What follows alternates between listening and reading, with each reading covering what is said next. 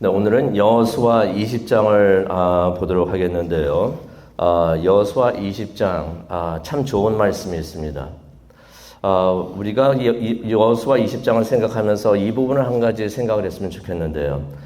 범죄자는 사법부의 최종 판결로 죄가 입증되는 사람들을 우리는 범죄자라고 말을 하고 있습니다. 죄가 입증이 됐다는 것입니다. 이 사람이 죄에 지은 것이 확실하다는 것이에요.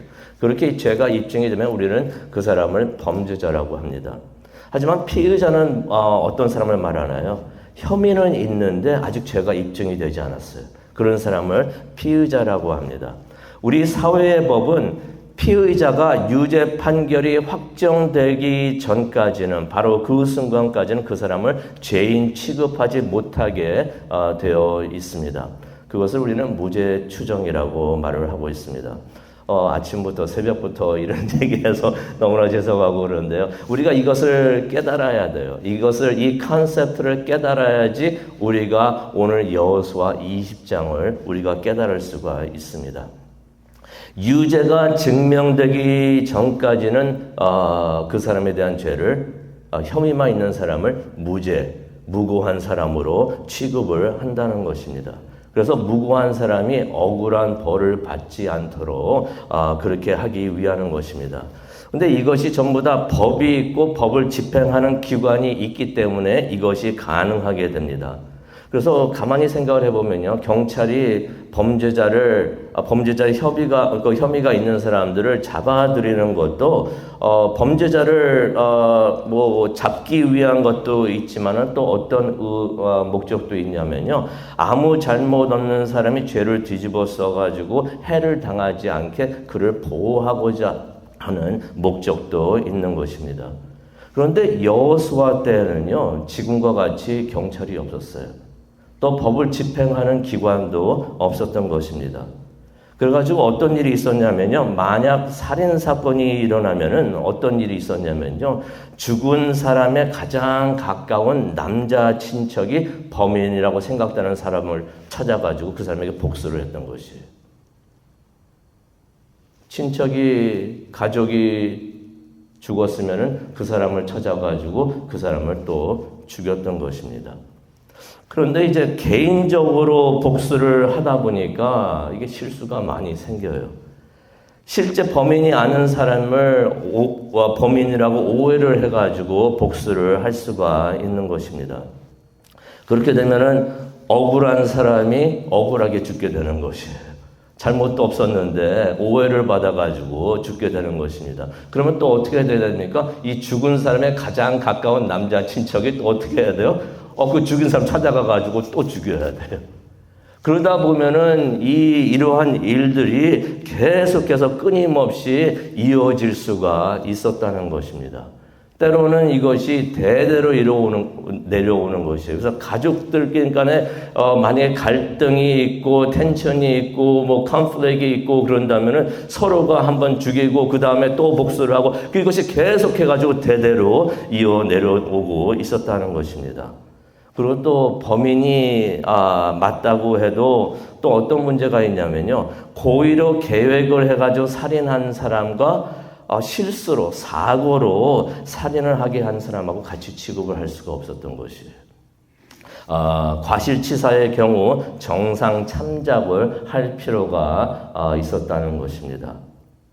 그래서 하나님께서 2절에 이런 말씀을 하십니다. 모세에게 도피성을 만들게 하라라고서 하나님께서 말씀을 하십니다. 이 말씀이 솔직히 출애굽기 21장 13절에도 기록이 되어 있습니다. 도피성, City of Refuge. 도피성을 만들게 하라는 것입니다. 그 이유는 3절에 나오는데요. 어떤 의미가 있냐면은 뜻하지 않게 실수로 살인한 자가 있으면은 그 사람이 살인을 한 다음에 이거 실수입니다. 고의로 계획을 한 사람은 포함이 되지가 않는데 실수로 사고로 살인을 하게 된 사람은 이미 정해져 있는 성으로 도피를 합니다. 피신을 합니다. 그렇게 하면은 복수를 하려고 달려오고 사는 사람으로부터 보호받게 되는 것이 바로 도피성이었던 것이에요. 한때 범죄자들이 교회에 들어가가지고 sanctuary 하고 외치면은 여기가 내 피난처가 됩니다 하게 되면은 뭐 경찰들도 안 들어오고 막 그랬던 적이 있는데 바로 그러한 목적을 위해서 하나님께서 도피성을 만들라고 하셨던 것입니다. 근데 이 말씀을 모세에게 주셨는데 모세 때는 어땠습니까? 그냥 광야에서 떠돌고 다니고 있을 때였잖아요. 그러니까 도피성, 어느 한 성들을 정해가지고 그곳에 도망가라 해야 되는데, 유목민처럼 계속 움직이고 다녔으니까 도피성을 만들 수가 없었던 것이에요. 근데 이제는 어떻게 됐습니까? 가나안에 들어왔습니다. 그리고 가나안에 정착을 하게 되는 것이에요. 땅을 배분받아가지고 정착하게 됐으니까 이제는 도피성을 만들어가지고 그것을 실행할 수 있는, 하나님께서 이전에 말씀하신 그것을 실행할 수 있는 것이 가능하게 되었기 때문에 하나님께서 이제 여호수아에게 또 말씀을 하십니다. 도피성을 만들어라. 도피성을 만드는 것이 얼마나 중요했으면은 하나님께서 모세에게도 미리 말씀해 주시고 또 여호수아에게도 말씀을 해 주셔서 도피성을 만들게 하셨던 것이에요.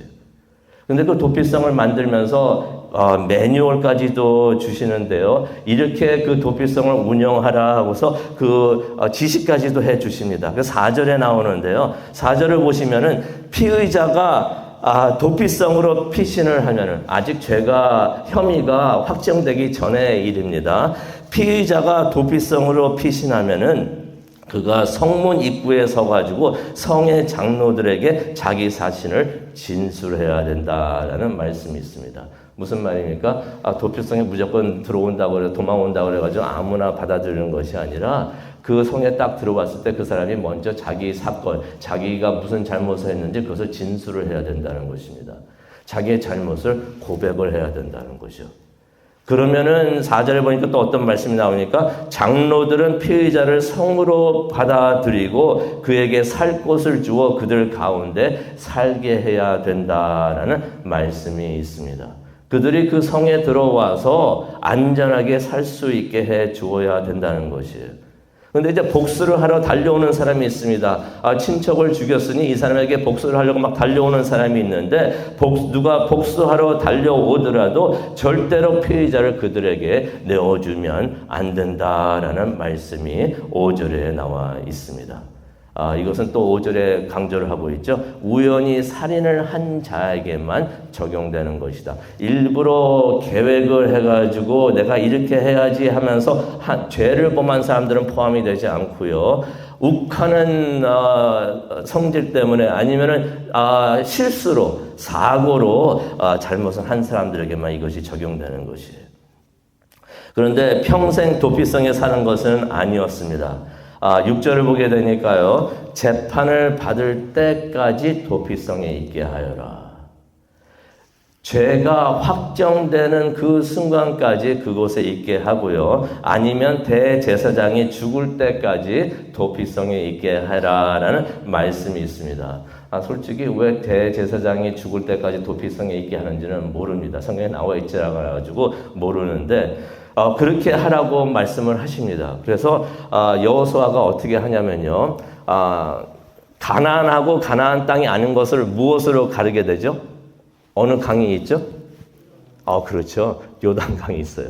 요단강으로 가느는데 요단강 동쪽에 도피성을 3개, 요단강 서쪽에 도피성을 3개를 세워둡니다.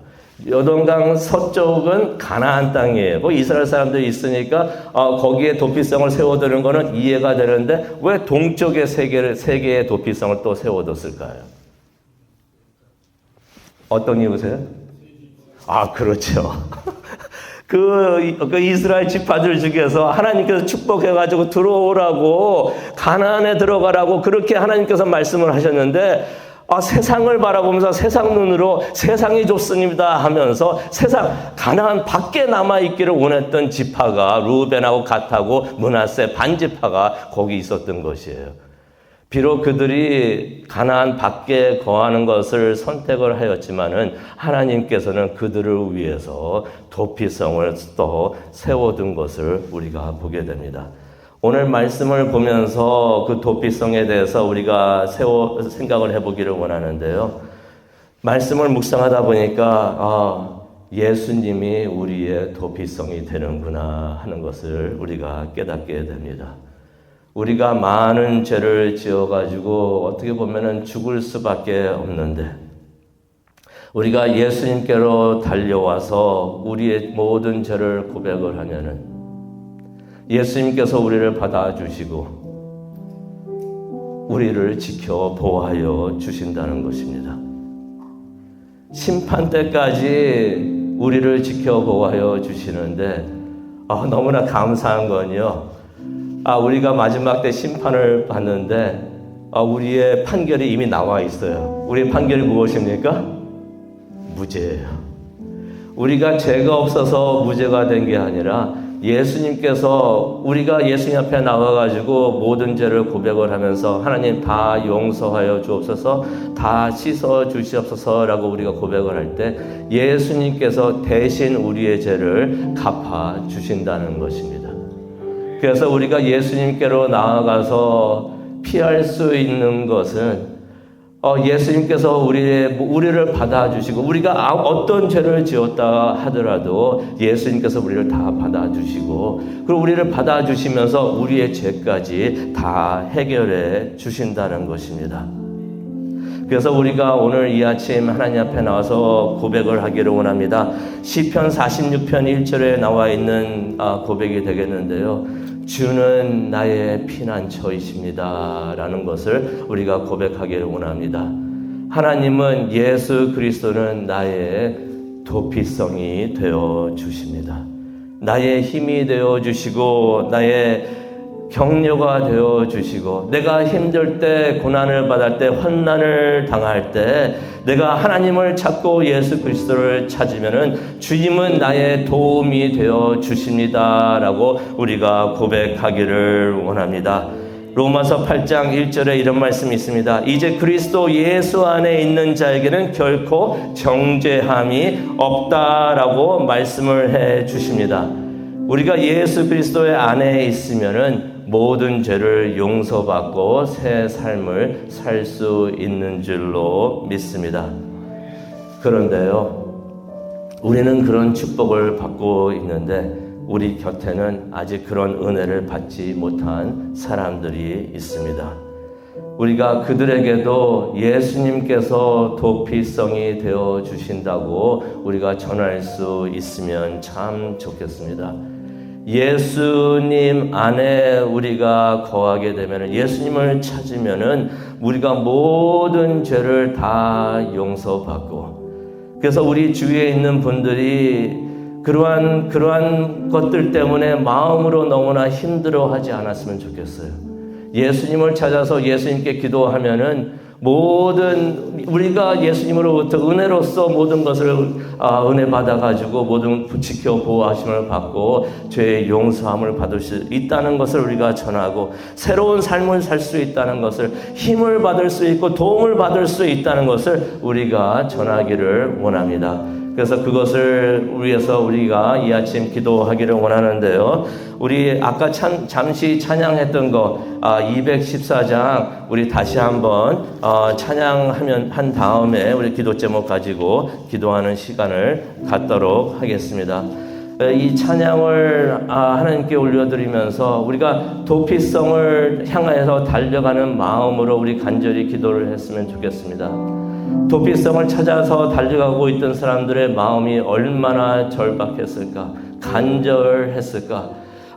그들의 마음을 생각하면서 우리도 그런 마음을 주셔서 예수 그리스도를 찾게 하여 주시옵소서라고 우리 간절히 기도하는 마음으로 214장